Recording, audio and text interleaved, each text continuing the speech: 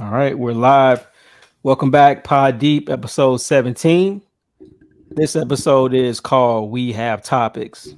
No more random topics. Now we have a set list of things we're going to talk about. We're going to kick it off with topic number one, the deep thought question of the week. So Cedric has a deep thought question. He's going to pose it to the group. We're going to ponder it and discuss what we would do based on his question. Go ahead, Cedric. All right, gents. So, as you know, Powerball is popping. This last week is up to $1 billion. Powerball. My deep thought question of the week is: you can win Powerball. You can win this Powerball, this big Powerball, win the grand prize. Basically, $500 million after taxes.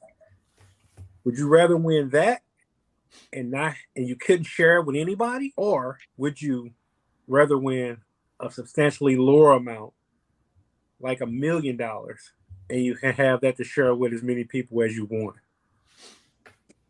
So the question is, 500 million, and you couldn't give anybody anything, or you win $1 million to $1.5 million, and you had the opportunity to get that to whoever you want, share it with whoever you want. What would you do? What would you choose? I'll take the 500 million. Yeah. 500 million and not share it with anybody. Yeah. $1 million to share. It's not a whole lot to go around. So when you say share, you mean I can't outright give someone money? I mean, you can't share anyone. I mean, you can't share it. You can't buy a house. You can't buy a car for nobody. It has to be used for you. Just you. Damn, give me the lesser amount. I would hate to have all that money, and I don't come from a lot of money, so I would hate to have all that money and see people struggling like that, and not be able to help them. Even though $1 million is not a whole lot of money, it's more than what I got right now. So you ain't getting $1 million, right? I'm saying you're getting $1 million. I'm saying you're getting $1 million. Let's call it $1 million to $1.5 million. Okay. $1 million to $1.5 million. You can do with it as you please. You don't have to share that, but right. There's no limits to what you can do with it. Yeah, I take that. So, I got the feeling of, man, if I'm sitting on $500 million and couldn't do with it what I wanted to do with it, I think a big part of me is I want to see everybody up, right. Not just me. I got my idea of enjoying it is enjoying it with friends and family. So I don't know, man. I think I'll take that $1.5 million. Even though that won't make me make me well off, it'll give some nice people some starts. Buy a couple of investment properties, get some stocks and bonds for some people or something like that, and maybe put 300 or 400, 500 to myself and my family. But I think that's tough, man. I mean, I think that's tough. Yeah, I agree. Yeah, because when you said you can't share it, I'm automatically trying to find a loophole in that. Like I can't set up no business for nobody. I can't. So if you put it in terms of just you can't do nothing with it but spend it on yourself. I mean, that's gonna be a pretty lonely existence because like for me, like really you just talking about a few people in your inner circle. Mm-hmm. So it's not like you gonna feed the hood with that 500 million, right? You taking care of your parents, your siblings, you know what I'm saying, and people close to you. So you might be talking 10 people total. Well, for me, it'll probably be 10 people total. Mm-hmm. You know what I'm saying? So can you help those 10 people? With $1.5 million? I mean, you can't change their life, but you can pay a bill or something. Yeah. Yeah. So you can get them, get them out the red or the black or whatever however it go. But does that change? Does a tweaking of the question change your opinion on it, Jay? Or no? I'll take the 500. That $1.5 million will. Okay, this realistically what happened. I think Rodney, you just touched on it. Like you would pay a bill or two. A lot of times when you do stuff for people like that, Mm-hmm. it doesn't go far because they find a way to mess up something else. Sometimes when people don't work for it and you give it to them, they find a way to mess it up. Is what I'm trying to say. Yeah. So If I kept that 500, I would have to move out the country. Rodney, I'm with you. I'm thinking about loopholes. How you can? That'll be tough to have it to yourself. Yeah, because all of us got children. I mean, they're growns in some cases, but you still want to be able to, give them a head start that we never could have dreamt of having. Right. I take that. Everybody got parents getting elderly or whatever. You want to make sure that they good in the twilight of their life and shit. So, you take that 500 and then you get rid of everything you have right now, your car, your house, your savings, 401k, and give that to your people. You know what I'm saying? That's your loophole. Okay. That's a good loophole. That is. Huh. Yeah, just the whole idea of being in a place that I could really help somebody or really help my family, and then I don't. I would feel I couldn't live with myself. I don't think I couldn't live with myself. So I totally agree. Yeah. Let me segue off that. That's a good question. Okay. I don't know if you guys are into like the YouTube podcast world or any. You guys know about Math Hoffa's podcast? Yeah. You know about that? Do it in the barbershop? Yeah. Rodney or Cedric, you know about that? I don't. I've heard it and seen some little snippets a little bit, but I haven't checked it out like that. Let me piggyback off your question. Let me set the scenario up. Okay, so Math Hoffa, he is or was a battle rapper. So they start a YouTube channel, and the YouTube channel catches off. It blows up. It's like the newest, hottest podcast / YouTube channel. So the story this week is Math Hoffa got approached by Revolt, and they want to do a deal with him to bring the podcast on to Revolt, just like Drink Champs. And the deal is ain't no prank or nothing, is it? No. The deal is supposed to be 2.7 mil. Now he has about 5 other co-hosts on the show, like co-hosts, like backup guys. Math Hoffa is the main guy. Everybody else is the backup guy. So the story is he wants to run off with that 2.7 and not cut them in. And now the podcast is canceled. So going back to your question about helping your people, like he's ready to catch 2.7 million. And right when he's about to get the money, he just cut his people off, allegedly, and dumped them. So that just goes back to the point, that we were making. So all right, so let's do that. Let's be in his shoes. So I guess I don't know the full dynamic of the other guys that was with him, Jay. So were they like they would pinch hit every now and then and host for him, or were they with him doing these, or what kind of was their role and everything? They're with him on the show. So one guy is entertainment manager. So when he's asking questions, he's asking from that management, backroom business point of view. He even played according to the guy who was like editing the videos and audios and set up the YouTube channel. He cut him off too. He a guy was a writer on the show. He cut him off, cut everybody off. Oh, wow. Yeah. I don't know, man. I can't do that. I couldn't do it either. Couldn't do that at all, man. I mean, I couldn't do it. I think it reminds me of the NWA type of situation. You know how you did the prank caller with us?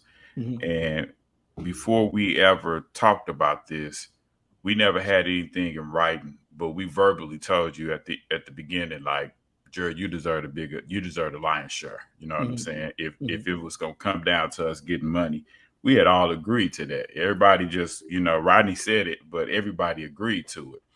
That's how I thought Math Hoffa should have played it. I don't know if I believe the allegations of him cutting off his crew, because he doesn't really run that setting by himself. You know what I'm saying? Like they bring guests in, and it's kind of a play on LeBron show on HBO. The Shot. The Shot. It's kind of the same setting, just not as polished. But I like Math Hoffa's over LeBron's show because LeBron is just exclusive to HBO, where Math Hoffa, you can just go on YouTube and find it. You know what I'm saying? Gotcha. And his stuff kind of didn't take off as fast as the shop, but it's the same formula. You know what I'm saying? It just chopped up. It's right behind Drink Champs, and they do a better job of just letting the guests talk and stuff like that. Math Hoffa plays a role. If it's going too far left or they getting too far, how Jared was talking about his mom, Matt Hoffa would have been the one that came in and was like, nah, we ain't gonna talk about that, because that was getting too personal. He plays that role. Okay. If he go by himself, I don't know if he'll have the same chemistry. Okay. Because the other three guys play a part, and the guy that was holding him down as his bodyguard from time to time, he put in his little 2 cents. You know what I'm saying? Mm-hmm. It would be the same way if Nori did Drink Champs by himself. He pretty much does that in a sense because, if you don't, I'm not from Miami, so I don't know. I didn't know DJ Effin, you know what I'm saying? Mm-hmm. Sometimes he, go through a whole episode and he really doesn't, talk much, you know what I'm saying? Unless it's about Miami. Right, you know what I'm saying? But I don't know what he provides in the background, you know what I'm saying? Right. Business-wise, you know what I'm saying? Yeah. Okay. Let's keep it moving. Basically, if we get some money, chop it up with your people. That's the right thing to do. Yeah. I've done that. Shit, if I win some money at the casino, whoever's with me is getting something. Yeah. So that's the way to be. Don't be stingy. Share the money, Math Hoffa, cocksucker. I don't believe that, man. I believe it. They're doing interviews. I watched. They did an interview. They're all over the internet doing interviews, and they broke it down. The 2.7, they were supposed to meet. He didn't pay them for the last 2 shows. Didn't pay the cameraman. Everything, man. That ain't good. He had some good interviews. He did. Good ass interviews. Right when it was, they can get a check. They break it up. All right. Let's go to topic number 2, boxing talk. So I'm going to leave this up to our fight doctor. That's Hughes. He knows everything about boxing, always has, the ins and out of boxing. Nah, I'm gonna spin it. I'm gonna let y'all go. I'm gonna do the end. I'm gonna do the end. Y'all go. Y'all kick it off. I want to hear y'all thoughts. All right. Well, of course, Spence Crawford is the news. The fight that didn't happen. He's fighting Avanesian, I believe is the guy's name, December 10th. But we also we had UFC fights this weekend. We had female boxing this weekend. Lomachenko fought Ortiz this weekend. Silva versus Logan Paul this weekend. So we have few different angles we can take. Mm-hmm. Let's start with Silva versus Jake Paul. It's not Logan Paul, it's Jake Paul. Jake Paul is the younger one versus Anderson Silva. I wanted Anderson Silva to win, but once you really sit back and look at it, take your feelings out of it, Silva was just too old to me to have a chance to win. Plus, he plays too much, and that's kind of how it played out. Cedric, what was your take on the fight? Who did you have? How did you feel? Man, you couldn't say it. You took the words right out of my mouth, Jay, because I thought, just in my mind, I'm thinking, oh, that's Anderson Silva. It's about to go down. He's about to kill this dude. Yeah. And as I start reading it, I'm like, man, this dude 47. Jake Paul 25. You know what I'm saying? Like, they're just like, you could be this. I don't care how deadly you is. And if a guy is trained and you both train and you both have equal training, not even experience, but just body training, a 25-year-old and a 50-year-old, it ain't gonna ever be a contest. It's funny, like all these old guys always challenge these young guys. Man, I'm gonna take the young guy 9 times out of 10. It's just physics, you know what I'm saying? But long story short, I thought, even though Logan Paul is not that great of a boxer, I just think he just looked bigger, he looked faster, he looked stronger, and he beat him. I mean, it was hands down, he beat him. You know what I'm saying? And like you said, Silva was playing a hell of a lot. Goofy. Yeah. I hate when he does that. God, man. But I think he beat him. Let's flat out beat him. Ronnie, did you see it? You got any take on it? I mean, I don't know. I didn't see it quite the same. I saw it when Silver committed to motherfucking fighting. He was fucking Jake Paul up with uppercuts, counters. He was catching them. True. It's just, I guess being 47, you can't keep that shit up for 3 minutes of every round. So, he would do it in spurts. I'm just over this whole Jake Paul thing. I'm just over it, man. But I think they done found some way to keep boxing relevant, and that's what this cat. He's never gonna fight anybody. He's never gonna. I mean, I can't see him ever fighting a real boxer, a professional boxer. I can't ever see him doing it. I can, he just can continue to get these MMA guys who may have thrown 2 or 3 punches in their life, and building up his stature. But he calling out Canelo, like, come on, really? Right. Like, really? That paper. Do y'all think that guy is was it Faber, the guy who fought Le'Veon Bell? You think he could beat Jake Paul? Hell no. Uriah Hall, you talking about? You don't Uriah think Hall. Nah. He just started boxing too, right? Yeah, it was his first fight. He looked horrible to me. He looked horrible, but he looked like he was younger, looked like, with some more training, he can give him a run for his money. I thought maybe with some training, maybe he could, because he's tough. He's tough as hell. He seemed tough as hell. But yeah, Logan won't ever fight a guy that's boxing currently. You know what I'm saying? It seems like it's gonna always be somebody that's over the hill or a former MMA. That's the smartest thing to do, because the reason he won't do it because he's getting his ass whipped in the gym. Like football players, basketball players, boxing is his own thing, just like MMA is his own thing. Anderson Silva really could have beat Jake Paul if he understood what was going on. Jake Paul ran out of gas a lot, but he was dropping some big shots on Anderson Silva. And I'm an Anderson Silva fan. I wanted him to win, but I noticed that when he started playing, it's when he can't figure out what's going on. And I thought he would have I thought he was going to try to press Jake Paul, and Jake Paul can't really fight good going back. So what he do is he stepped to the side. And Anderson didn't seem like he knew how to cut the ring off and punch at the same time. You know what I'm saying? He may be youthful, but he's still inexperienced. And that's the reason why he won't get in that ring with a former fighter, because a former fighter going to come alive. They've been doing this since they was kids and teenagers. They're going to come alive. They're not going to. Yeah. But like Roy Jones, like you put him in the ring with Roy Jones. Roy Jones, 50 plus years old, he'll knock Jake Paul straight out. Yes, he will. See, that's just more. That's more of the same. Like, okay, you're getting a boxer, but you're getting somebody that's over the hill. Now, of course, but he's a true boxer. He's never gonna lose those skills. Mm-hmm. But shit, he fuck around and get caught. It's a wrap. Nah, so Roy got muscle memory. And he hit harder, and he knows what to do. You know what I'm saying? So that's more the same, Squeak. To me, that's more the same. He's still fighting somebody that's not a boxer. But Roy Jones ain't a boxer no more. No, he ain't no boxer, but he ain't never forgot how to box.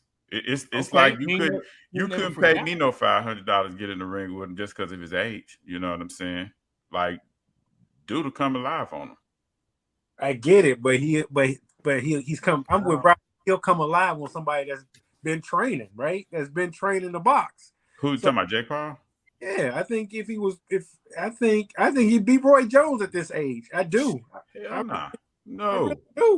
No way. No way. I can see the things that he 25, right? He fought somebody 47. Mm-hmm. There's no way you go 8 rounds with nobody like that. He didn't even know how to step to. He didn't even know how to step to Anderson Silva and work his body. Mm-hmm. He was head hunting the entire time. So that's what an older fighter that's shy would do. That's why Mayweather only fights like exhibit fights and stuff like the exhibition. I'm sorry, where he's not at a risk because the guys he fighting are just MMA. They don't know the tricks and trade. You know what I'm saying? So he get knockout after knockout. You know, so you can still see he in shape, but you put him in there with like a Crawford or a Spence, Mayweather get ate alive. He get ate alive. He know that part about it. You know what I'm saying? But Mayweather's 40.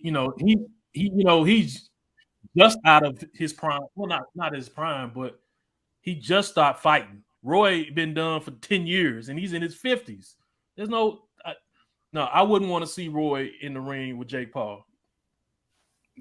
I would still want to see Roy in the ring with Anderson Silva. I would like to stay around the same age with Roy being a little older. I think that's a better fight. Wow. Like,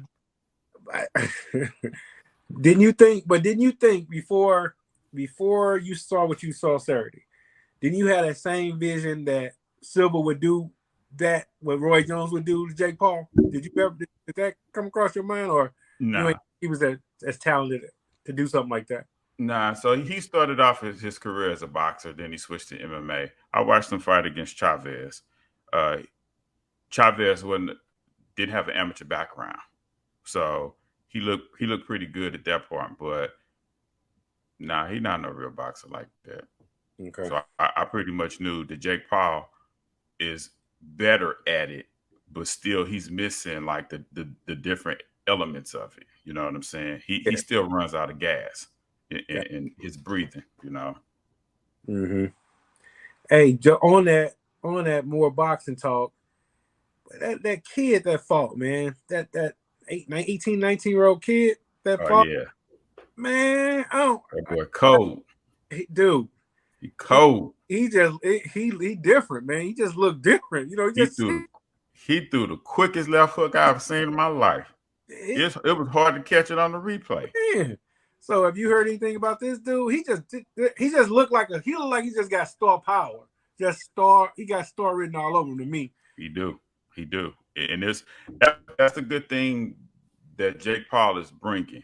He bringing a little excitement to the boxing, even though at the end of the day, if you're a real boxing fan, you get kind of mad because the results are not the same.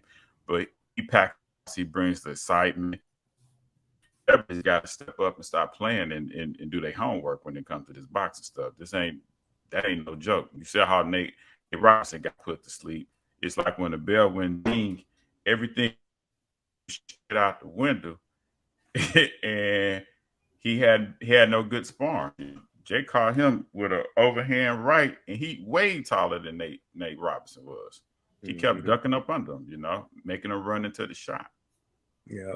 But little dude is nice, man. Who?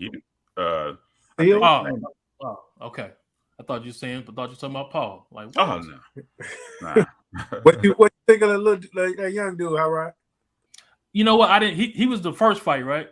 No, the one before the main event. Yeah, his co-main came out in the Minions costume. Yeah, I didn't catch him. He got the knockout, right? He knocked him out with a left hook or something. Yeah, left hook, right hand. First 45 minutes in the first round. Yeah. Dude, what y'all think of Lomachenko? He lost it. Skills or the fight?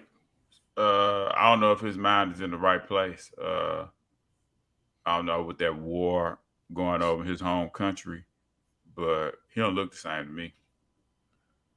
I don't think he's like he never really looked the same since he went to 135.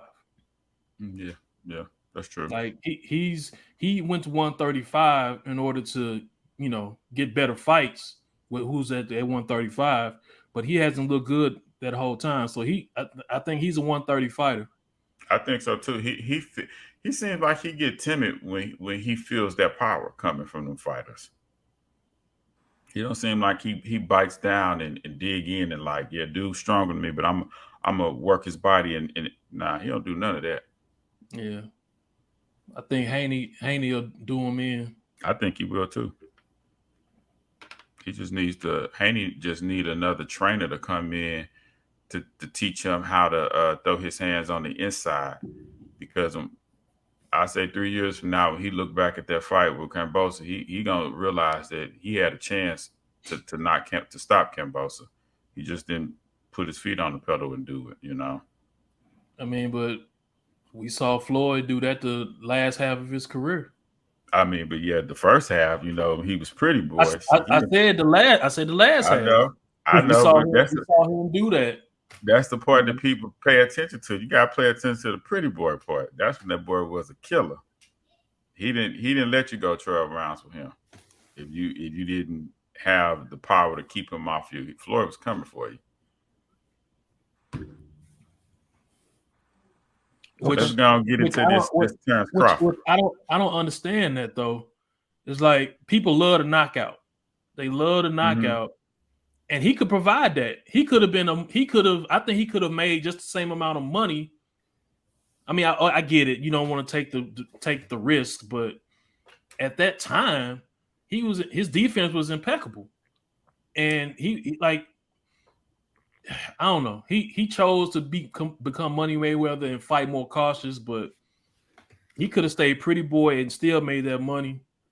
And he could have still been one of the most exciting fighters we've seen, because he would outclass you and then he would take you out.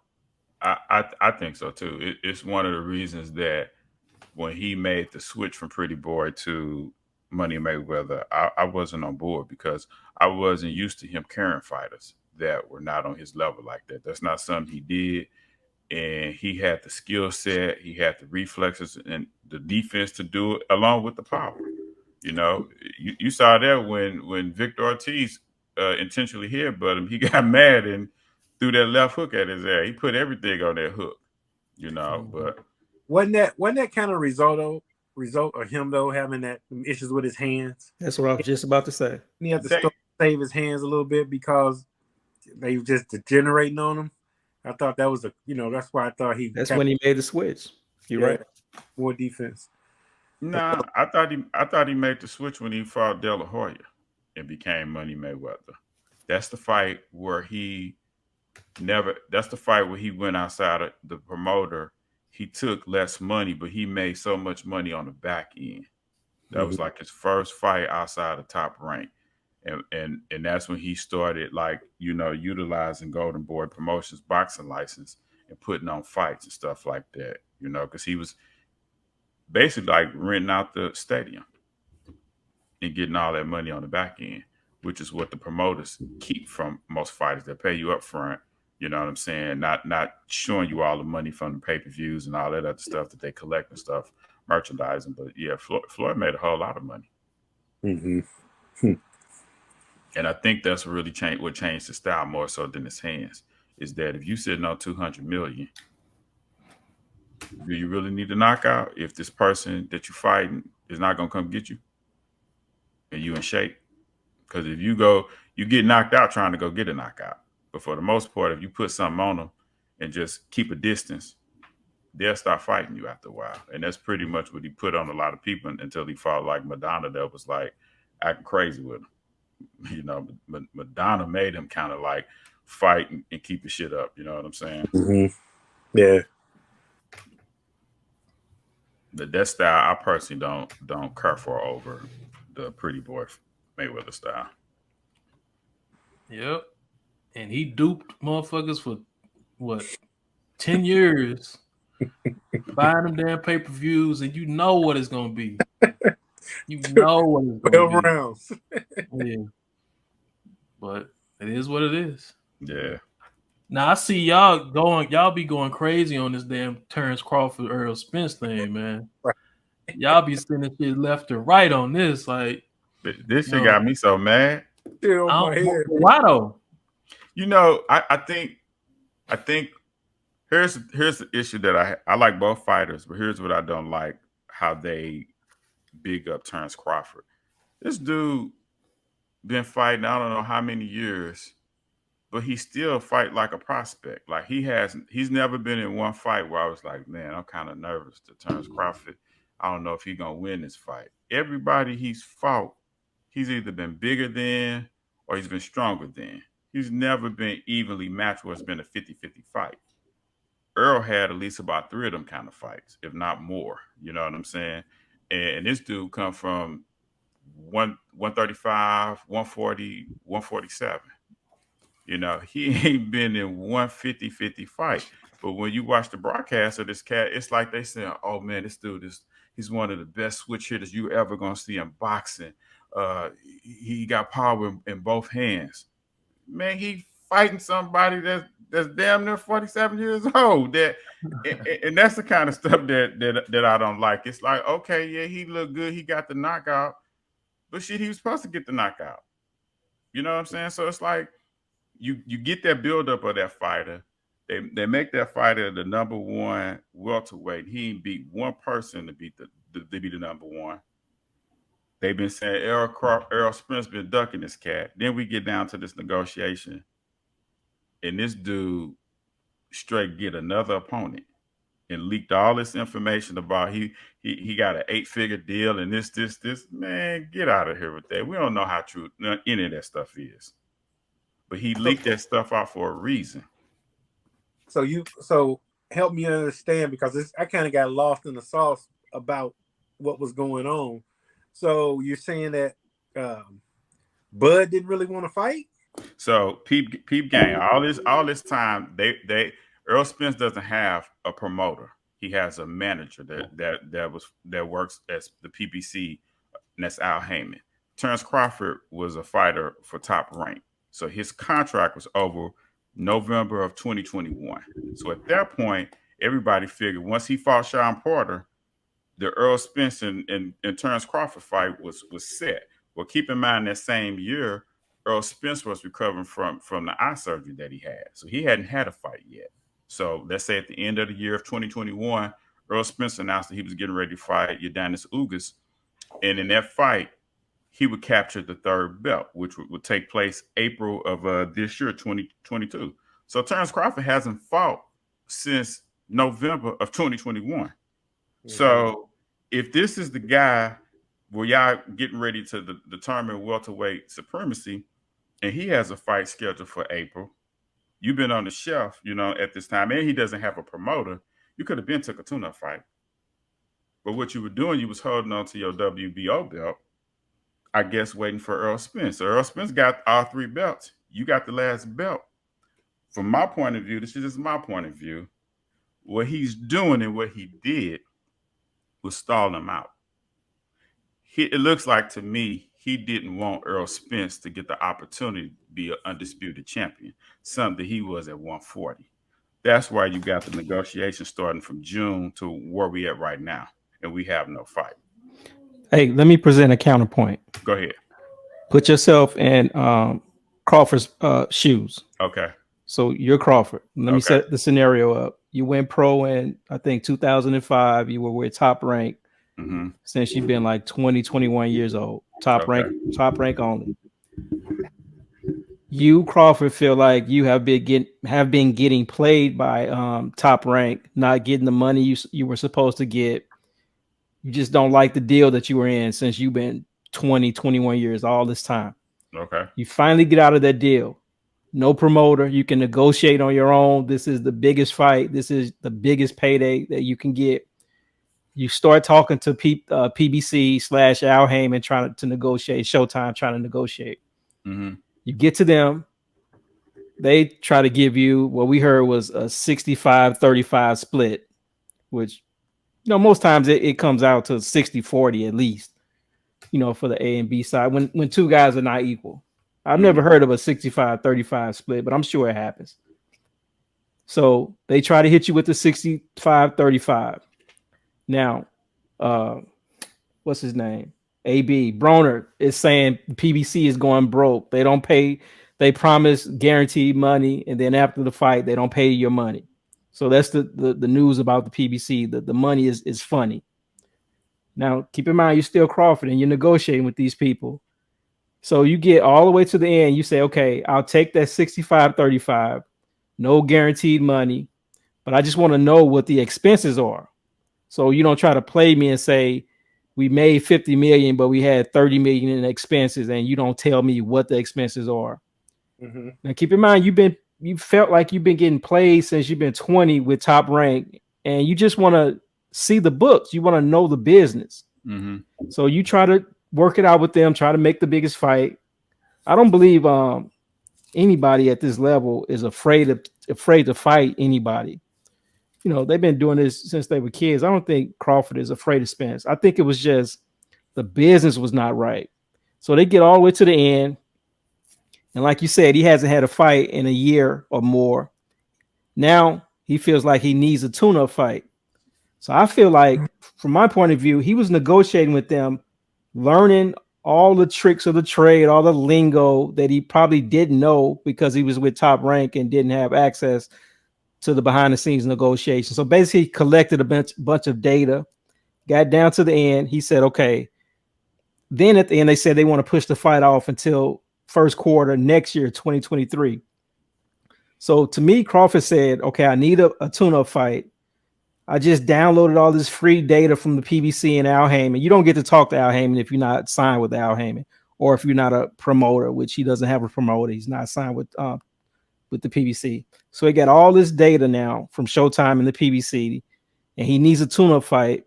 Why not go somewhere and get a guaranteed independent check? Take that check, take this easy fight, tune-up fight, and then go back to the table next year and negotiate with them. I think that's how it's going to play out. If outside third party source come in and they send me an offer of $10 million, but Al Haymon, you saying Al Haymon offered me a 65-35, no guarantee. What I'm gonna do is run that right back to Al Haymon. That's a part of the negotiation tactic. That could have happened. He could have ran it back. But So keep in mind, you don't believe the PBC. The money is sounding funny now. They just put on the fight this month with Deontay Wilder. Do you believe Showtime? And then Showtime just did the Jake Paul and Silva yesterday. That's Showtime. That's not the PBC though. That's not PBC. But Showtime is okay.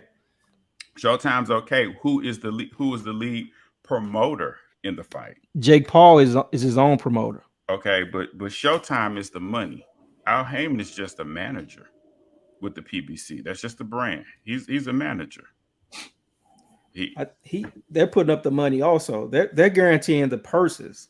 So if you're a PBC fighter, it would be Al Haymon that would guarantee you the money, right? What they would do is charge Showtime the right, because PBC doesn't have probably like a boxer license or something like that. If I'm not mistaken, they don't really do shows on their own outside of like the Fox brand. Mm-hmm. So they have like a network deal. But if I'm Terrence Crawford and I'm being offered this non-guarantee and I get a BLK Prime trying to send me $10 million, I'm gonna run that back to Earl Spence and his team just so they can counter. Now, if they don't counter, okay, we done. But we've been talking from June to October. Man, I'm not gonna keep going back and forth with you about this. Either you're gonna give me what I asked for or you not. By August, we done talking. Because you got to remember, Terrence Crawford came into the negotiation saying it was going to be 50-50. So how you end up with no guarantee? Or 65-35? To me, the BLK offer, the BLK Prime offer just didn't happen overnight. That's something they've been planning on. You just can't book no stadium in his hometown. And then you're going to guarantee me $10 million from a card that, man, they ain't never had no card of that magnitude. So, you know what I'm saying? It's an independent card. Would I trust that or would I trust PBC? But money talk, though. The thing is, the PBC, the Errol Spence fight is not going anywhere. Long as both of them don't lose, he can fight. If the PBC said, okay, these are the terms, take it or leave it, but now it's too late. We can't do November. We have to do first quarter next year. So what do? Do you take a chance and go try to make this money with BLK Prime, or do you just sit around and wait on the PBC? I think he doesn't. I think what he did is try to make sure that they couldn't do a card at the end of the year, and he got him one. So Earl Spence is really way more than like 147. So if you try to keep him at that weight, you're basically trying to weight train him. Terrence Crawford coming up in weight. So you think he's trying to play Spence, get him weak, basically? That's exactly what I think he's doing. You in that negotiation when you seeing this not going your way. If you start in June, you in that negotiation in August. If we not hitting the same, if we're not on the same levels, if I came in thinking we was gonna get 50-50 and get some guaranteed money, if I agree to that, then we fighting. You know what I'm saying? If I agree, then I'm gonna say, I want you to pay me from the gross. I don't need to look at all your books. I just need you pay me from the gross. Whatever you gross, you give me 35% from that. Then y'all do whatever y'all got to do for y'all expenses. But you pay me from the gross. We're going to agree or disagree on that terms. But other than that, we got to fight. I ain't going to. That $10 million sound good right about now. But the Earl Spence and Terrence Crawford fight going to make more than that. You're going to make more money in that fight. Is it? They throwing that number out there to make it feel good, you know, for old boy Ducky. That's just my personal opinion. But question: is there really a clamoring for this fight outside of boxing purists? Because I don't think there is. I don't think anyone really care. I don't think anyone outside of boxing purists cares about this fight. Yes and no. People in their hometown do care for it. That fight was still just like any other fight. You know, it's for one of the most prestigious boxing divisions, welterweight, outside of the heavyweight division. You know, but neither one of these dudes have a following like that. This isn't Pacquiao. This isn't Pacquiao Mayweather. Nah, they're not as big. Hearns. This isn't Leonard Hearns. This is two good fighters who haven't lost meeting each other. Yeah, I would say it's on the same level. Hearns wasn't as big as Crawford. You think Hearns is big? It's on the same level as what? Leonard and Hearns. No, it's not. Yeah, I would think it is, because if you look around, Earl Spence has fought in multiple arenas and did great numbers, and so has Crawford. Now they don't pull no big pay-per-view numbers, but that fight gonna sell. That fight gonna be big. Neither one of these dudes are on either one or Hearns. Like Hearns Leonard 1 was one of the biggest fights ever. So this fight does not come close to that. I agree, but Thomas Hearns was only a Detroit fighter. It wasn't like he was going to Atlanta or California selling out arenas. He was only fighting in Detroit. I mean, but during that time, where were fights at? If you weren't fighting in Las Vegas, because I don't think like New York wasn't like fighting at the Garden and shit like that. Nah, only the big fights were in Vegas. No, Roberto Duran and Sugar Ray Leonard fought in Montreal, and Sugar Ray Leonard got paid $1 million for his first fight, and that wasn't no champion. He got paid $1 million because he was an Olympic guy. Earl Spence came out the Olympics. Exactly. He was the gold medal champion, gold medalist out of the Olympics. So he had a name. And he was not undefeated when Leonard and Hearns fought. He already lost to Duran. Who? Leonard. No. Yes, he was. No. Leonard had already lost to Duran. That was not two undefeated fights. I'm telling you. No. Yes. No. Just Google it. Somebody Google it. So you think Leonard was undefeated when he fought? Look it up. When he fought Hearns? Yeah. And then he lost to Duran later? Yeah. No, he lost to Duran first, got his title back, then he fought Hearns. It took Hearns' title. But that was not two undefeated. That was not two undefeated champions. Yeah, he wasn't. That's how he beat Hearns. He had already been in the war with Duran. He lost to Duran first in June 1980. Once he been in that war with Duran, he was able to take Thomas Hearns into a war. All he was doing was knocking people out. He had never been in a war before. We still getting beside the point. Neither one of these fighters, they're not as popular. I'm trying to tell you, Terrence Crawford has a bigger following than Thomas Hearns ever had. He fought on two major networks, from HBO to ESPN. Hearns didn't really fight. Probably like all Hearns fight wasn't on no major network. But I'm a Hearns fan. But So Terrence basically, it was Sugar Ray Leonard versus a guy. Is what you saying? as a fight fan, I would know who Thomas Hearns was. But outside of that, people didn't know who Thomas Hearns was. He had no marketability behind it. So when did he get marketability? I don't even know if the Hitman ever really had any. I never seen it. Well, I don't live in Detroit. Oh, next topic. If you're gonna sit here and say that Thomas Hearns never had any marketability, come on, man. What commercial have you seen him on? You ever seen him on a commercial? Commercial? Come on now. We're talking boxing. We're talking boxing now. Sugar Ray Leonard had commercials in the 1970s and 80s. If Ray it wasn't Sugar Ray or Muhammad Ali, Sugar Ray Leonard had multiple commercials. Who? Sugar Ray Leonard had multiple commercials. I just said if it's not Sugar Ray Leonard or Muhammad Ali, a boxer ain't you ain't doing that. That ain't what you're looking for. You proving my point, Rodney. You proving my point. What point am I? So you basically saying if he wasn't on no commercial, how marketable was he? Boxing is not a sport that you just gonna fall into. You either gotta love it or you don't. It's not boxing. People don't fall in love with boxers because of commercials. They fall in love with boxers in the ring.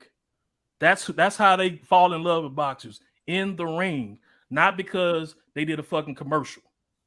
That's not what I'm saying. What I'm saying is if you take today's time and you go back in time, Terrence Crawford is just as big as Thomas Hearns is. The dude been on multiple talk shows trying to sell himself. So yeah, he's just as big. I just say I respectfully disagree with that. No problem. Yeah. Chime in. No, what about? So is in this too? Is Earl Spence the bigger name of these two? Yeah, he sells more seat tickets. All right, cool. All right, I think Rodney has a point. I'm not trying to reopen this, but the word is Top Rank was basically subsidizing Crawford, like guaranteeing his money and losing money on his fights because it wasn't selling that well. But when it happens, we'll see. But he ain't no baby, man. He re-signed with Top Rank, and he started off with another promotion company. So they bailed his ass out several times. He ain't no baby. You're a grown man. You don't like Crawford. It's not that I don't like him. I like the dude. He could fight, but I'm not gonna put him as one of the greatest when he hasn't had one good competitive fight. That's a knock on him too. He hasn't fought any tough competition. Not at all.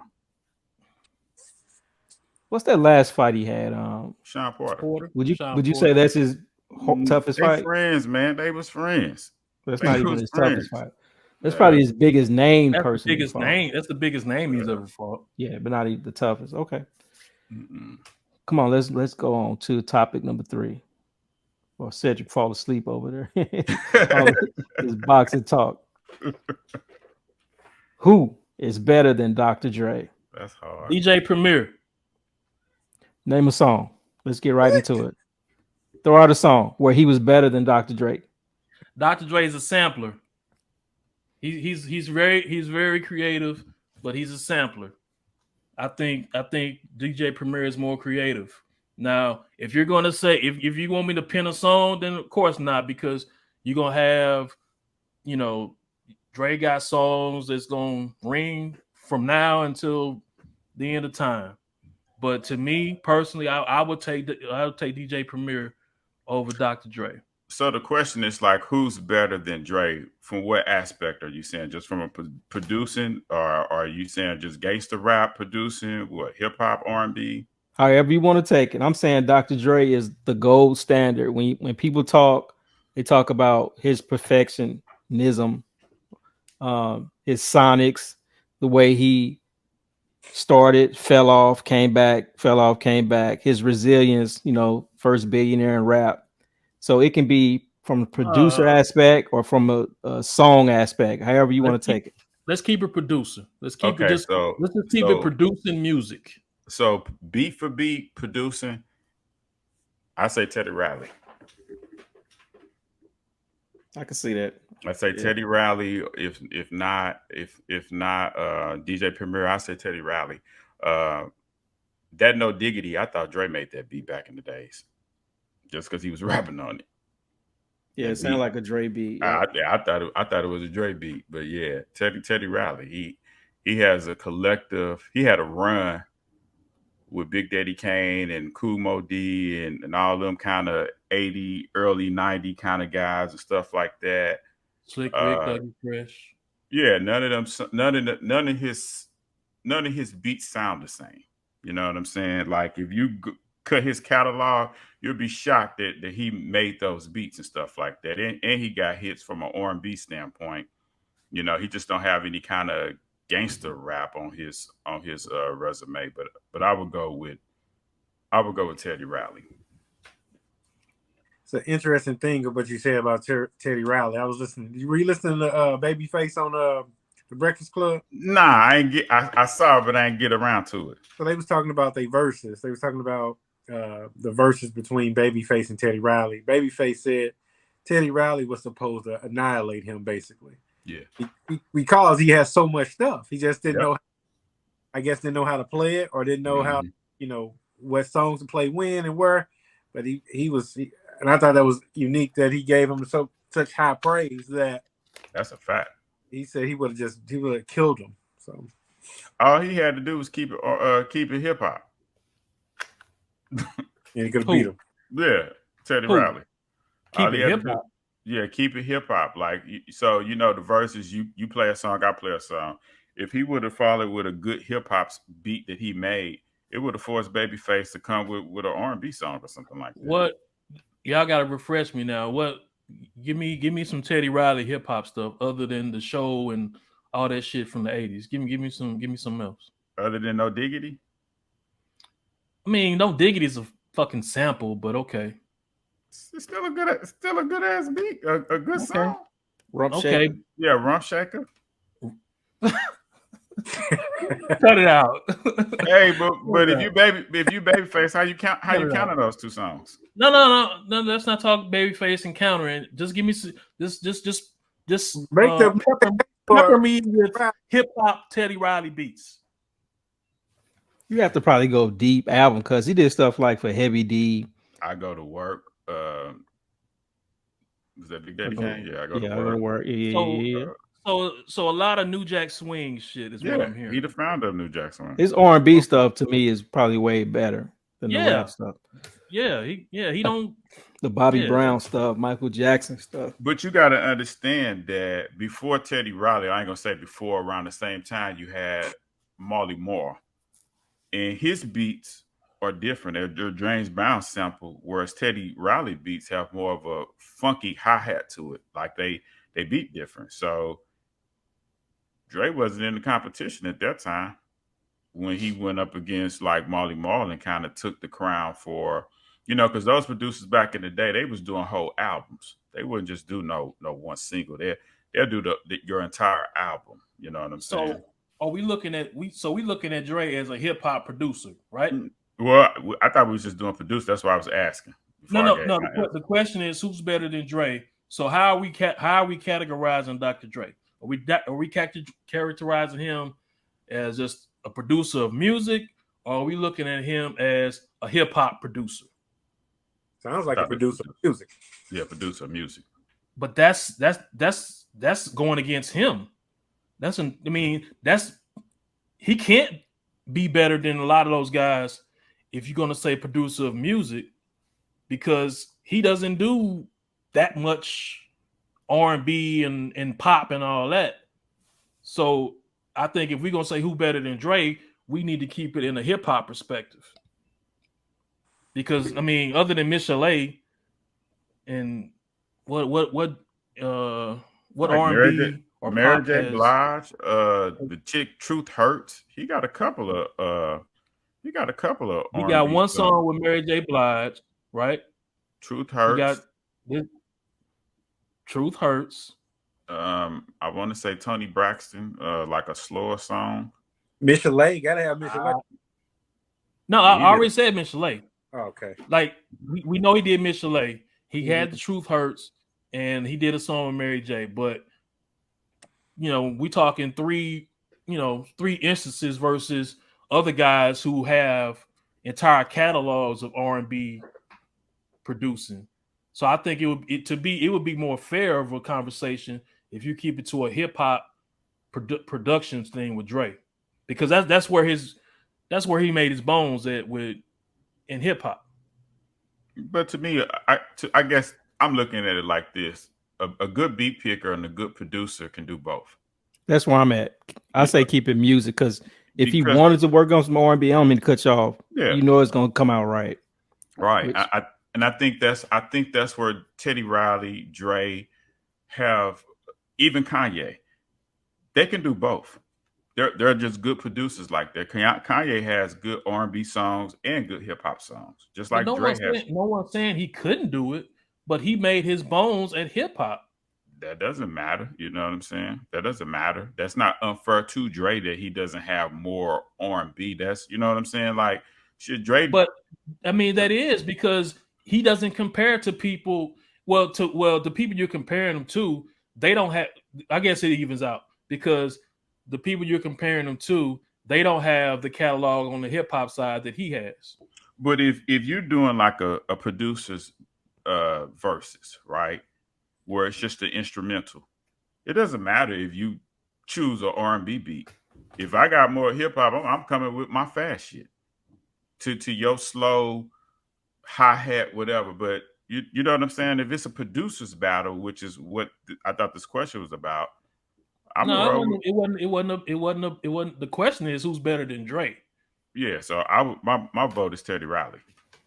My vote is Teddy Riley. I think he's a jack of all trade, just like Dre, that can sing, that can rap, that can produce an R&B song, that can produce a hip hop song. He just don't have the hardcore hip hop like Dre has. But that's my vote.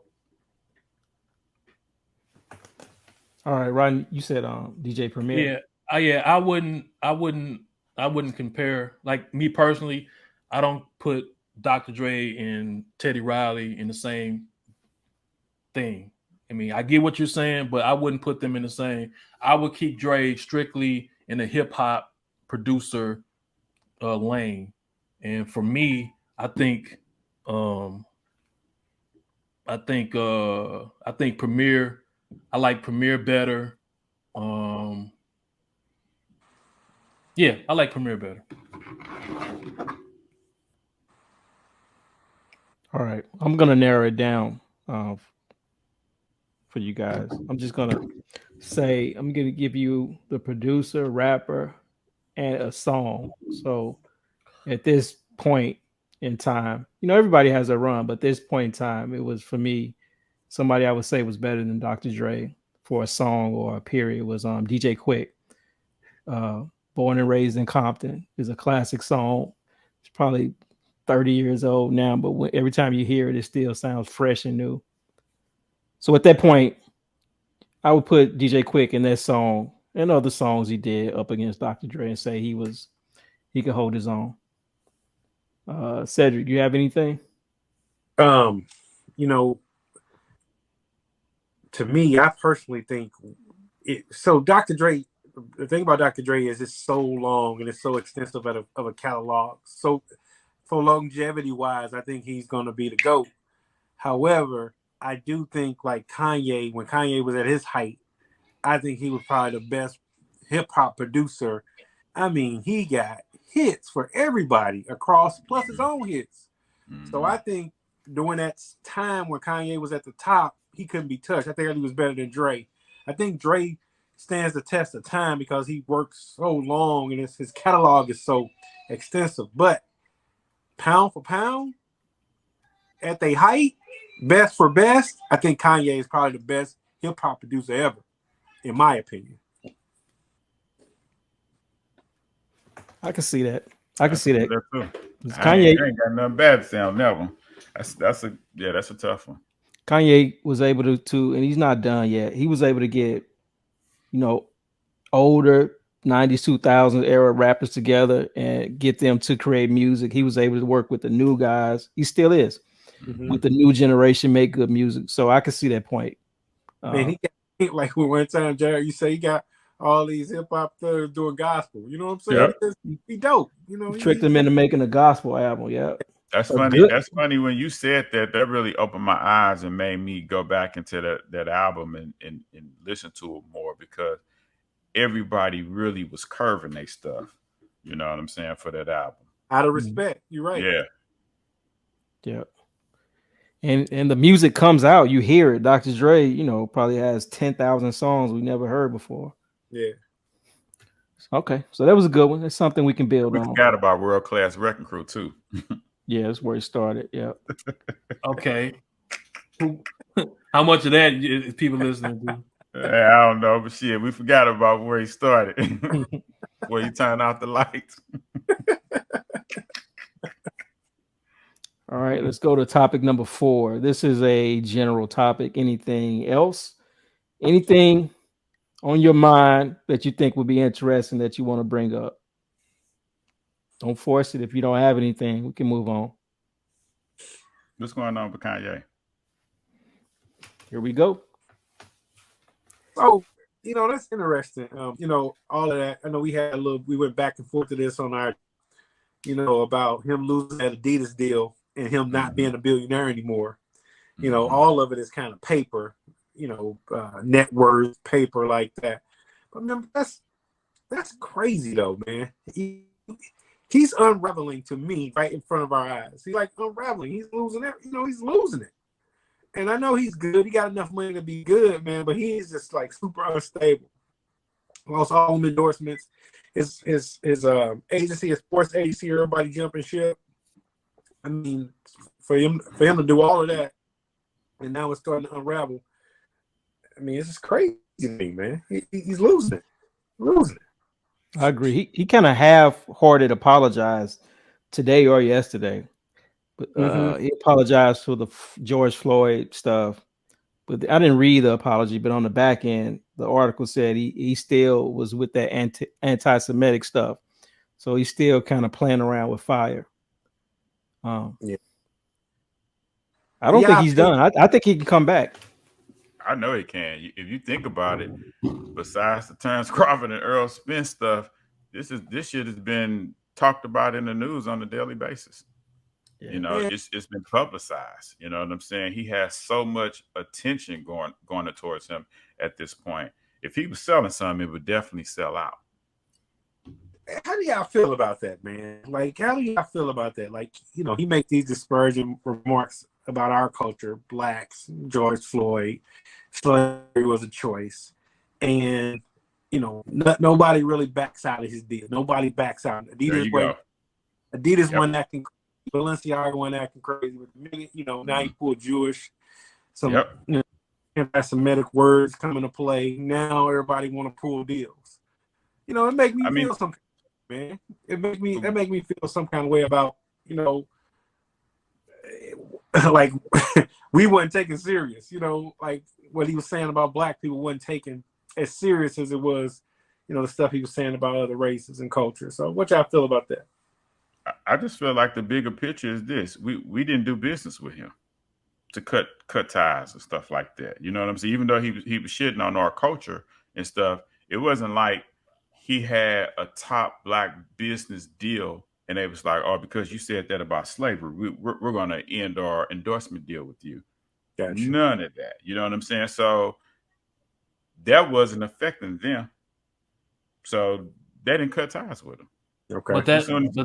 But that's the issue, is that the issue is we're marginalized. Like our thing, like whatever affects us doesn't matter. Yep.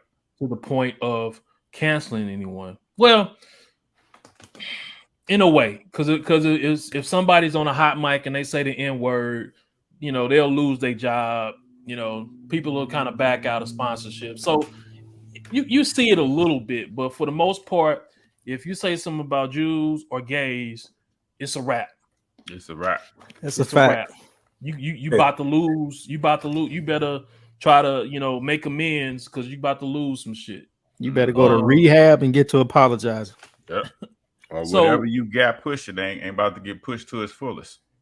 So with Kanye,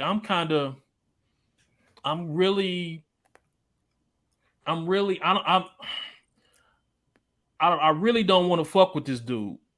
Well, I check that back. I don't fuck with this dude because of the shit he says, because he just does shit for himself to benefit himself. And I think I said it on our other episodes. Like he seeks that validation from white folks. I don't give a fuck what you say. He wants to be sitting at the table with white people. And when he doesn't get that, he wants to play the victim. He wants to play the black card. He wants to be like he's being, like, okay, because he's black, he can't be, they doing this to him, they doing that to him. But if they embrace him and say, come on in, Kanye, then, he right there sitting shoulder to shoulder with him. He all happy. Everything's groovy. But when it ain't good, then he wants to be like, oh, okay, yeah, because I'm a black man, this is what's happening, and he wants to play the victim role, man. I'm just at the point where I don't fuck with dude. Like, I don't care one way or other what happens to him, because he made his bed, so he can lie in it, as far as I'm concerned. Yep. All right. Let's move on to topic number 5. Do we have any NFL or NBA any talking points about the leagues? Can we get a game check? What's the score of the game right now? 21-7 Buffalo. Okay. I figured that's going to be ugly quick. And Gabe Davis ain't caught a fucking pass, so my fantasy is in the trash. Who you say? Gabriel Davis. Oh, okay. Hey, my Diggs, man. I hate him. Lakers terrible. 0-5. They playing right now. They might be ready to go 0-6. They playing Denver, so I think they will be 0-6. Yeah. So what do you think they need to do, Sid? Look, man, if I'm making you the GM, what you doing? What kind of moves you making? Trey LeBron. That's the only thing you're gonna do. I mean, I'm a Laker fan. I'm a Laker fan first. I'm not a LeBron fan. I'm a Laker fan. The only way we're gonna make the team better is ship him out. Because he's better than anybody on our teams at 40. You know what I'm saying? He's better than everybody else. He's the only asset that we can move to a different team, and they'll be willing to give up something for him because he'll help them win a championship. But why? But why would they? To counterpoint, like, as good as he's playing, LeBron got what, 2 years left? Yeah.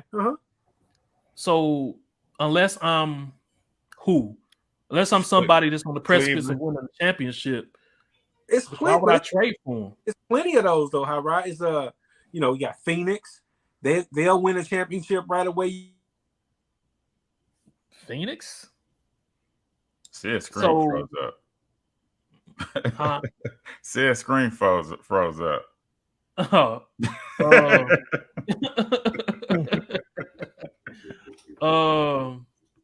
but what I was saying was like, at LeBron at this age, he got 2 years max to play. Who are Sid mentioned Phoenix. Mm-hmm. So who are the contenders? The Clippers, Golden State, Milwaukee. Like, those are the teams that are in the title hunt right now, and I can't see any of them even needing LeBron. So someone that would I can't see someone that who would trade for him, knowing that they only gonna get 2 years from him, and if I'm not right there to win a championship in the next year or two, why would I give up anything for LeBron? I think Anthony Davis is the play, but he damaged. Yeah, if you trade LeBron, I would think you would send him back to Cleveland. I would think he would want to retire as a Cleveland Cavalier where he started more so than a Laker. I think the city of Los Angeles doesn't see him as a real Laker, even though he won a championship. All they know is Magic, Kareem, and Kobe. But why if I'm Cleveland, why would I trade for him? Because I got a young nucleus already that's building towards something, and it's tried and proven that LeBron doesn't play well with young players. Yeah, that's a fact. I mean, you would think that he would be a good mentor, but that's not his steez. He not trying to play with no young cats like that. That's his steez. The thing is, with young players, what do you wait? You waiting on them to develop. So his clock is ticking. He don't have 3 or 4 years to wait for someone to develop and eventually become that great player. He has to win right now. So but to be fair though, he kind of had that damn mentality at a young age. That wasn't necessarily his mentality later in his career. He had that going on early in his career where he didn't play with younger players. He preferred to play with older players. So if not Cleveland, Miami. I just can't. No, Miami's never going. He's never going to Miami again. my bad. Not fucking with him.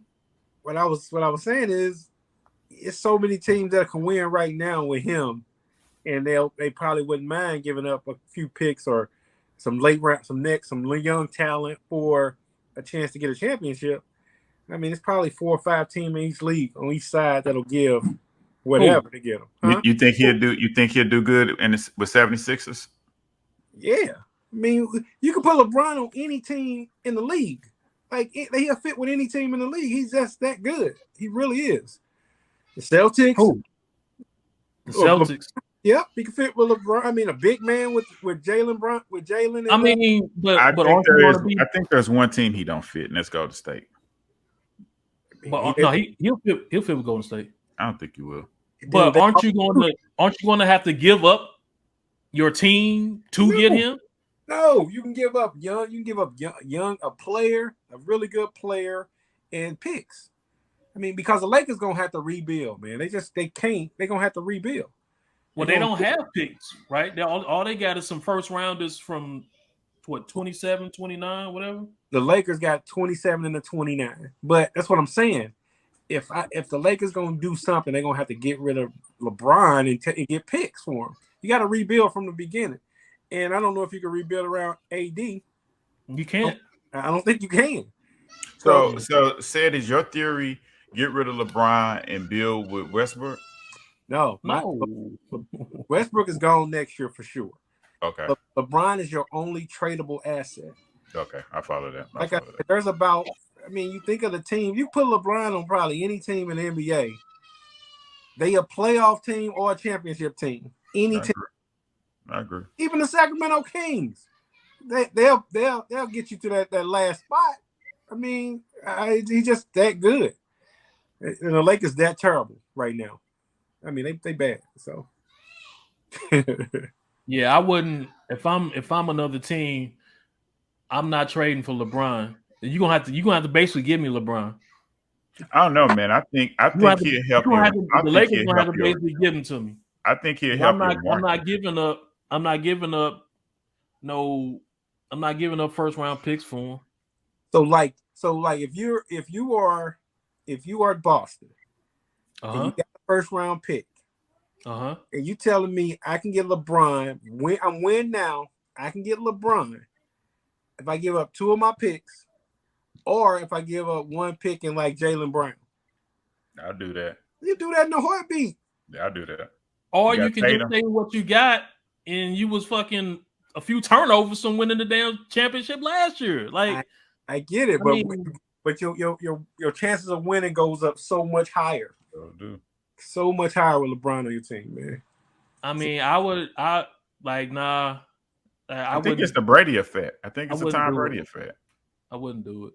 So, but that's the only way my team, the Lakers, gonna get out of it, man. That's the only way. If they, on the business side, if they dump LeBron, maybe a stupid question, but what do you think that does to the ticket sales in the short term and long term?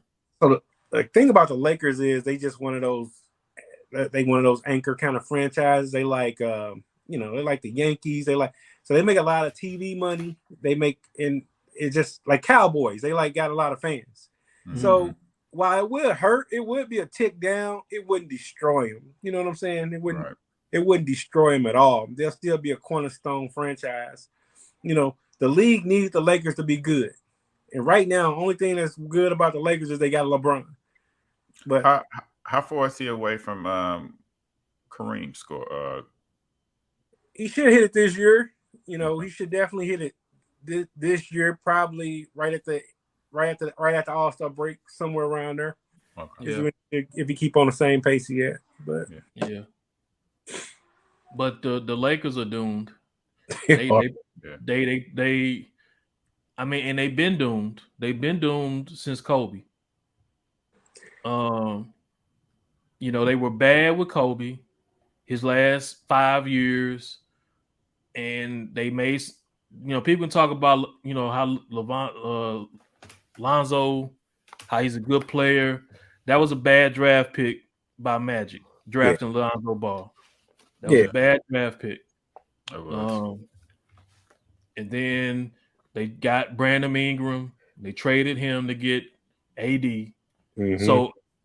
So they got a championship, but they're fucked for the next, for a while because I know what you're saying. It would make sense to trade LeBron, but I don't think anyone's going to trade for him. You can't trade Anthony Davis because, I think Anthony Davis is who he is right now. He's never going to be better than what he is.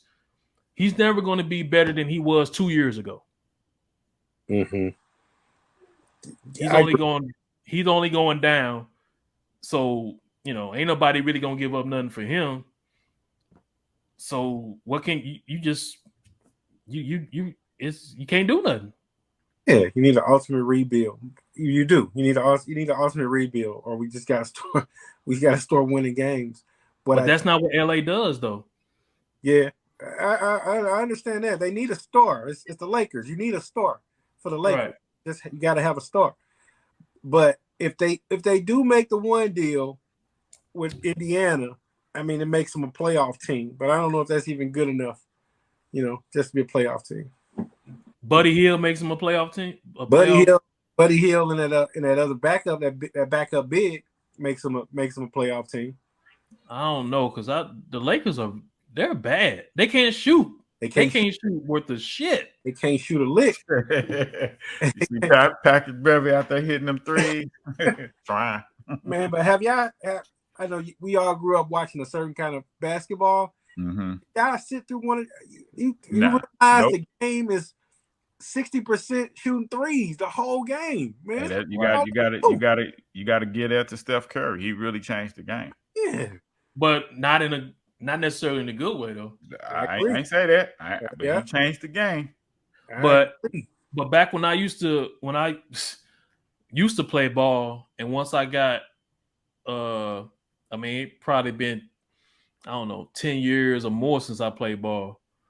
But I saw it on a fucking YMCA level.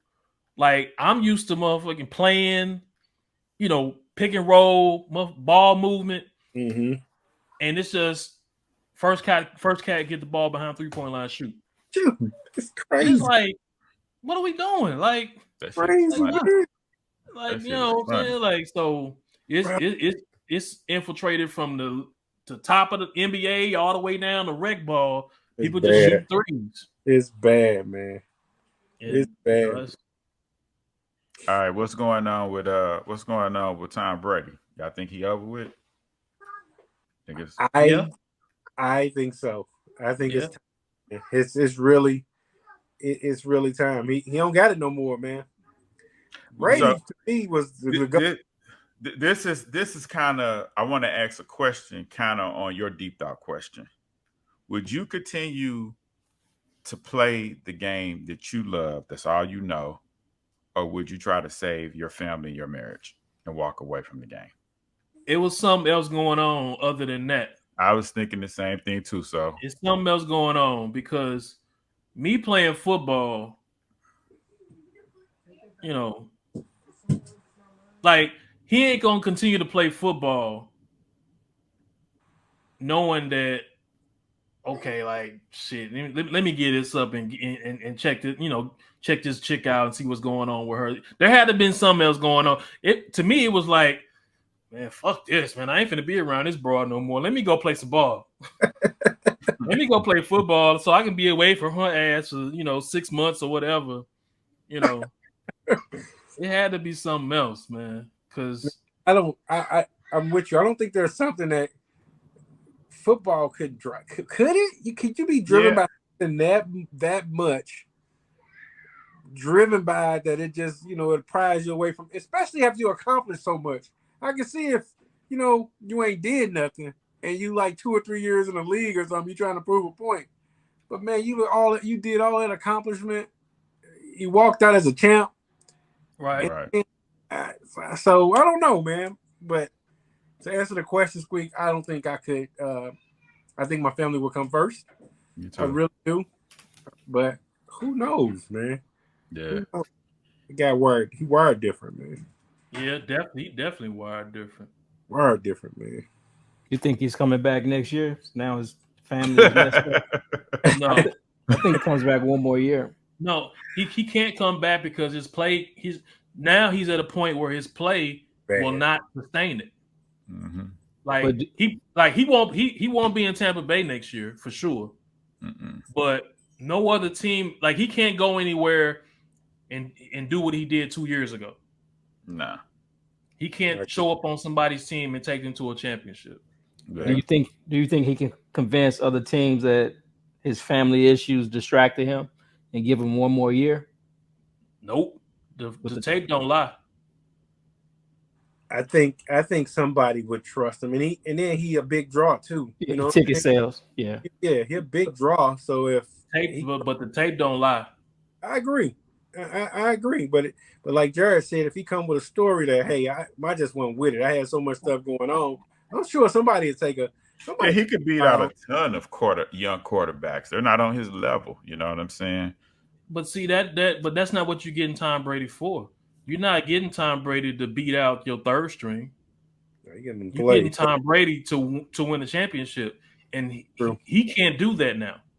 I don't think he. Well, let's be fair. He's missing his tight end. A ton of them damn Tampa Bay receivers dropped the ball a lot. Yeah. Okay, they didn't win last year. They didn't win a Super Bowl last year. They won a Super Bowl 2 years ago. Yeah. Mm-hmm. So, but his play was on. He was still on top last year. Yeah. He wasn't bad last year. His play was still great.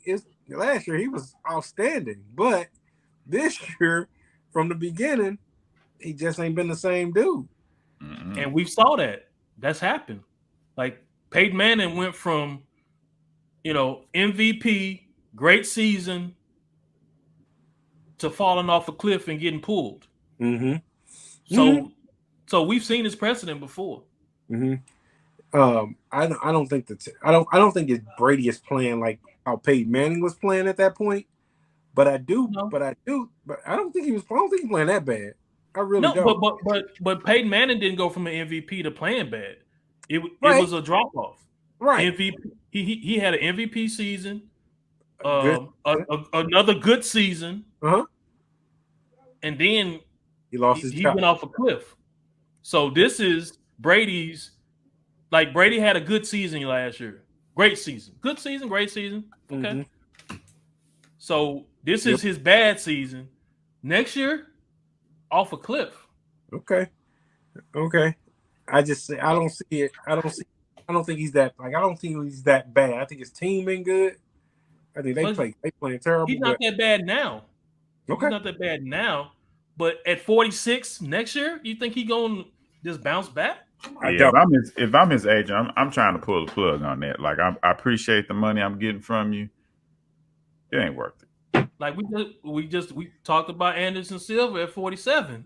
Mm-hmm. You know, mm-hmm. Just ain't the same. You're right. Yeah, Brady is going. It's coming. Or it's upon us, and it's gonna be LeBron. It's Yeah, gonna be LeBron. I feel that too. It's sooner or later. You know. Has to, right? Let me ask a question. Let me put it this way: somebody as great as LeBron, as great as Brady, don't they deserve to go out on their shield to keep going until a team won't take them? As bad as it gets, as much as they've given, dude gave up his whole family. Doesn't he you can deserve do to keep what you going? wanna do.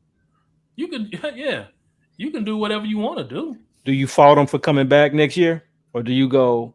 No, Now that somebody gonna pay him for it. yeah. If you do your somebody want to thing. give him $20 million to be a quarterback, shit, take that money. Hey, Take you that divorced, Yeah. Take that bread. I'm with him. Yeah, take I that get bread. that. and he shouldn't be losing because shit, she had money also.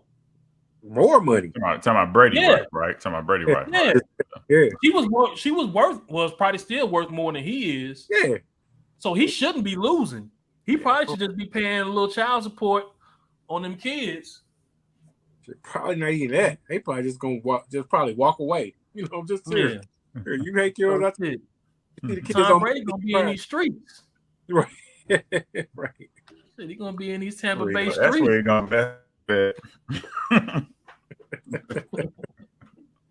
Boy, where you going? Yeah, that's where you're gonna mess up at.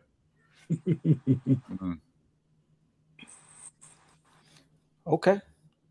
Let's go into our last topic. Wait. Before that though, I want to hear about these Rams. No. I want to talk about these Rams before we switch up now. Look, man, we had the game plan today. You saw it. I don't know if y'all saw the game. We had the game plan. The game plan was let McCaffrey score 3 touchdowns. Take our time. Then I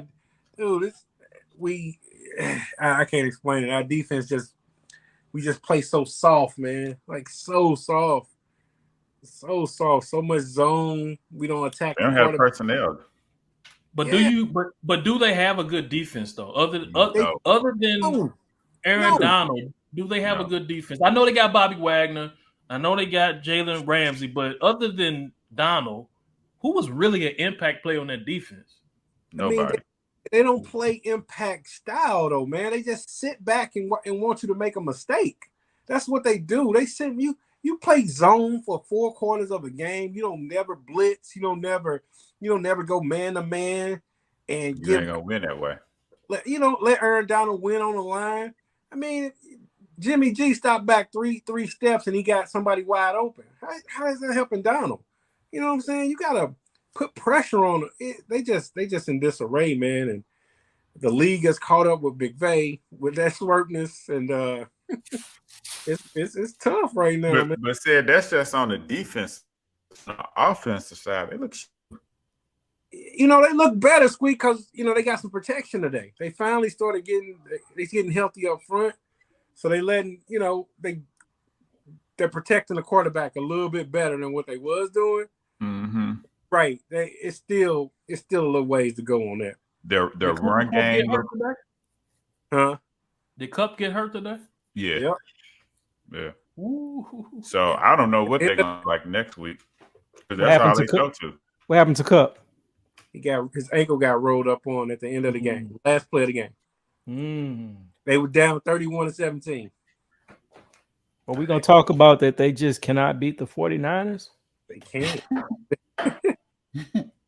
Well, like I tell my other fifth horsemen that's not here, we just a bad matchup, man. They just too physical. It's a bad matchup for us. Well, you got to give credit to Shanahan. Yeah. He understands it plays, and McVay plays the game all to the end to try to have his defense win. And you playing right into Shanahan's hands. Yeah, it's ridiculous, man. They own us. Like they own us. They can't beat them.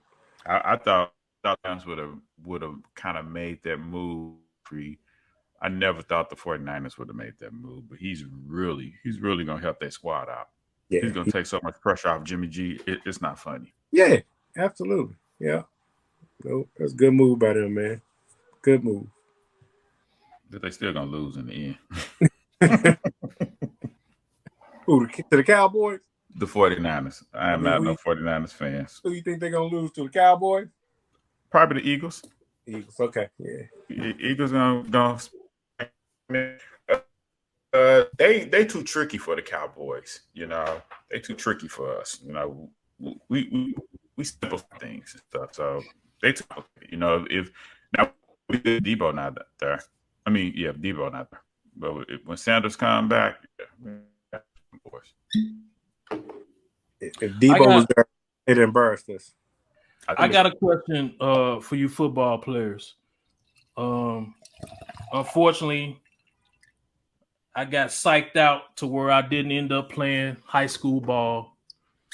But I want to talk to you. I want to bring up what Deion Sanders did. Like when Deion Sanders came out and walked around the field, and he walked through the other teams like little lineup. You know, they were lined up in the huddle. And I don't know if y'all saw it, but you know, some of the students, you know, they got on Deion head and like, you know, what your whole ass doing over here, shit like that. And everything I read in the comments was like, oh man, this is such a disgrace that these kids did this and did that. But I looked at it the total 180, like Deion was wrong for walking through them. And they tried to spin it like he does this. This is his pregame routine, but that don't make it right. Like you the opposing coach, you Deion Sanders, and now you come out and you gonna walk right through us, not say nothing. What you expect people to like? You know, you getting ready to play a game, like you getting hyped, and now here he come walking through your line, like fuck you doing over here, dude? You know. So how to Squeak? See how would you all react to that scenario as players? Go ahead, sir. Man, that's just super disrespectful. You don't walk through nobody's side of the field. You don't do that. Now, I ain't really see like the tape of it, but I heard about it. But no, that's disrespectful. I don't care who you are. You know, especially you practicing on the side of the field, you doing your warm-ups. You know, that's cause for to get somebody hurt, man. Coming through your drill. You know, you really don't even let your teammates come through your different types of drills. You know, it's the time to focus. So I'm with them, you know, going at Deion for that. My opinion. Yeah. You know, at the end he felt disrespected. You know, normally when your school is having a homecoming, you bring a winnable team to beat them. You don't bring them undefeated team to your homecoming. You know what I'm saying? Because you want to get that win for the alumni, the current class, and all this. So he was like, "Oh, they bringing us here. They think we ain't ready." You know what I'm saying? So that's basically what he was doing. So two wrongs don't make no right. You know, Prime Time. That's my boy. I like him. That was very disrespectful. That was wrong. Now he could have played it off if he would have went over there and told them, y'all ready? You know, if he would have smoothed it over on that level, but he didn't. So, but really, he shouldn't even be. He shouldn't be talking to them anyway. Nah, like there shouldn't be any mingling or whatsoever. Like so, the video, like he comes out of the tunnel and he walks like they're in their end zone, and he walks right through them. Yeah, no way. And around. So, you know, he could have easily, you know, walked in front of the end zone, you know, just not to, you know, go through them. But he walked right through them. So yeah, it was just amazed me like how people see that. Like everyone, like all the comments I saw about the video was like the disrespect that the kids showed to Deion. But I'm like, nah, Deion disrespected them by just them and the team by just walking through their huddle, their line like that. Like, come on, dude. But now I didn't like the coach. Go ahead, say it. No, I was gonna just say I could feel that. I mean, I could feel that because when somebody coming to play you, you don't supposed to defer them no matter who it is. Just like remember them silly college players came to play us in when we was in middle school. You know, Right. You don't fear nobody who comes, no Right. matter who it is. Right. You don't fear them, and they ain't gonna disrespect you either. So I could Mhm. feel that no matter who that was. It didn't matter at that point if it was Deion Sanders. Nobody ain't gonna walk through our practice as we trying to get fired up to play a game. So Right. that's what I got to say. I mean, I'm with them. I feel That's true 100%. because at the end of the game, we drop our guards and we have sportsmanlike. But before we hype, ain't no handshaking, ain't no friendly shit. You stay on your side, you stay on my side, and if you cross over this line, you start to get hurt. You know, I would have respected the coach at the end if he would have gotten Deion's face and told him about himself. You know, as opposed to shaking his hand and then trying to step away. He really should have went off on Deion in his face to face. You know, like man, no, but he tried to do the right thing. He gave him a handshake and he was finna go. He moving on. Yeah. So you know, he gave him the gentleman handshake. We ain't gotta have it out in the middle. We ain't gotta have it out in the middle of the field. All right, good game. I'm gone. No, motherfucker, gone. Don't try to hug me. Get off me. I'm out. You know. Right. But I wouldn't apologize. And so my cousin, you know, like I said, my cousin, he coaches down there, high school in Jackson. Mm-hmm. So he kind of, you know, in tune with what's going on with Jackson State and everything. And I was like, man, why did the coach have to apologize? Oh yeah, and my cousin, he's a SWAC, HBCU SWAC alumni. He went to Mississippi Valley State. Mm-hmm. So I was asking him like, why old boy apologized? And he was like, yeah, it was the conference, like the bigger ups in the conference pretty much put it out like, hey, you need to go ahead and apologize. So that's why old boy ended up apologizing, saying, apologizing for saying he not SWAC and he not this and that, because based on the fact of what Deion has brought to the SWAC, right, and HBCUs. Exactly. So he kind of had to twist his own. They kind of twisted his arm to make him apologize, but I don't see. So once Deion leave, then what?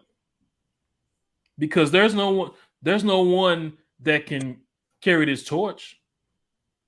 Agreed. It's no one to carry a torch currently, but someone has to, because that's what the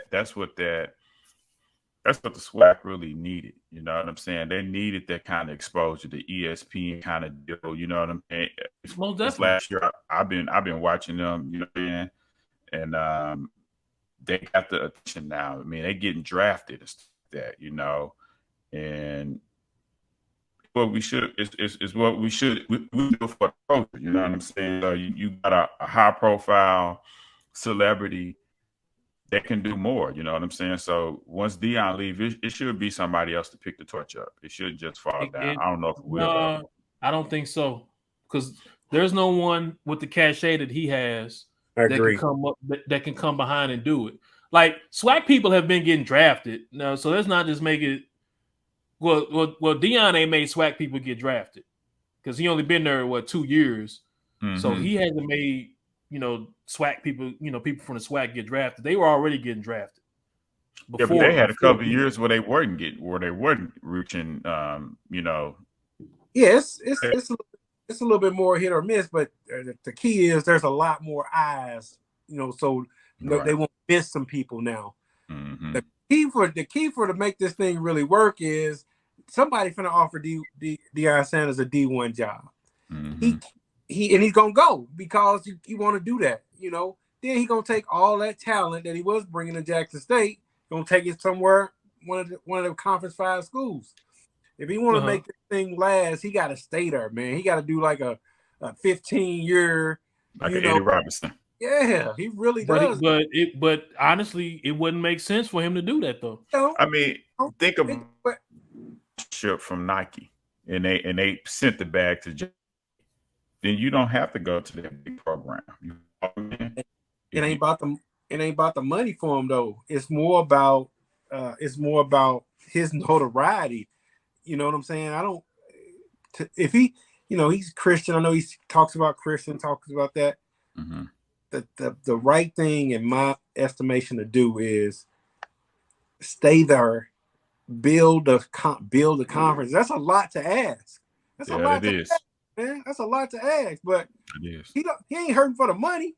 And then he can, like you said, he can get Nike, Under Armour, to give him a really big contract. If he just stay there, build a conference, man, and just get that conference some more airtime, get that conference better people involved. I think that's the way to do it because he's gonna be gone next year, though. He's gonna be gone. Yeah, one of the things, the big things, is facilities. Mm-hmm. That's the major thing that they need is better facilities. At those schools. So, so I was talking to my cousin and I was asking him, like, so what's been the effect on the other teams in the SWAC? And he said, there has they're like other teams are getting new facilities, and it's indirectly because of Dion.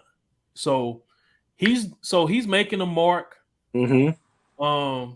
He already, like, I watched that 60-minute interview. So he doesn't want to do NFL. So from the sounds of it, he is in it for veteran, men. Mm-hmm. Turning young men into grown men, from what he says.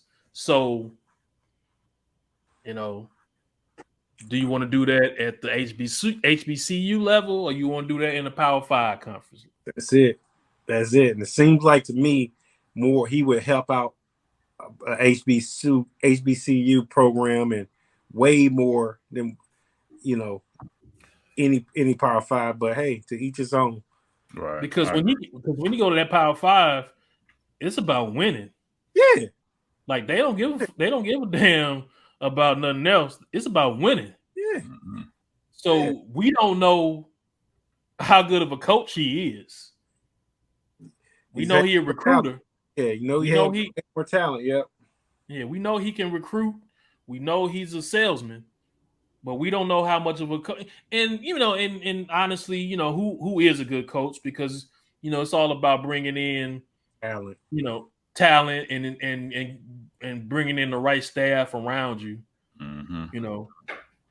But I just wanted to put that out there because that was something that bugged me, that he walked through them cats like that, like and act like they was in the wrong for getting on his head about it. Yeah, I agree. I'm with you on that, right? Good topic. That's just Dion being Dion. That's my impression. Coach Prime. Coach Prime. Excuse me. Here we go. We're at the end. Swerp of the week. Swerp of the week is like Rodney put it at the beginning. I don't know if you heard it. It's similar to Donkey of the Day. Swerp is our word. It's our lingo. It can mean anything. We'll get into what swerp means later. But once we start naming these people or things, you'll kind of understand what the swerp of the week is. Who wants to go first? Who is your swerp of the week? I don't know if y'all got any, but I just got one for sure. One quick one. AB, put that shit on. Antonio Brown. Man, how are you? A cat going through a divorce, going through something. You on the ground posting pictures with his wife, soon to be ex-wife, man. How wild of a cat are you, man? Come on. Wait. Back this up. Who you? AB is taking picture with who? So Brady, he's getting a divorce from Giselle. Right. AB on Instagram is posting pictures of them together, like random pictures when he's with the team, posting him and Giselle pictures on his Instagram. I mean, how out of pocket can you get, man? You know what I'm saying? Like, Antonio Brown is he could be a whole nother topic, man. Because I got a lot to say about that dude. Man, you just swerve. I mean, you just man, you so out of pocket, man. And then, hey, Jared, I do want to make him a topic next time because Tom Brady done did so much stuff for this cat. And then what you do? But that's my Swerp of the week. Okay. Yeah, we can talk about going into maybe more in depth next week. Okay. Anybody else got a Swerp of the week? You know what it is for me. My Swerp of the week turns Crawford. Oh, here we go. Turns Bud Crawford. You duck my boy Earl Spence Jr. Swerp of the week. You had that other fight in your back pocket the whole entire time. Yeah, Swerp of the week for me. I don't really have a Swerp of the week, but I think they're all. I don't have one, but I'm always gonna have two that I can fall back on and just say they Swerp of the week, and I'm sure it'll fit. And one of them is what you mentioned. C is Antonio Brown, and the other is Kanye West. So, you know, You got pick one. If I don't have anybody else to say it's Swerp of the week, I'm gonna fall back on one of them. So Kanye West is my Swerp of the week. Okay. Yay. All right, I'm gonna end it. I'm gonna go a little deep. My Swerp of the week is the school shooter who shot up the school, Central Visual Performing Arts. If you feel lonely, you're not getting pussy, things didn't work out, don't shoot up the school. Kill yourself. Right. Just shoot yourself. Yeah. Leave innocent people alone. The people at that school didn't harm you. Or to be politically correct, if you feel like you have mental issues, seek help. Right. Don't hurt yourself or hurt someone else. Seek help, professional help, and try to get your issue resolved without causing harm to other people's families. So that guy, whoever he is, the 18-year-old, 19-year-old kid who shot up this school is my Swerp of the week. That's a good one, man. Well said. All right. We made it to the end. This was episode 17. We have topics. This one flowed a lot better than me.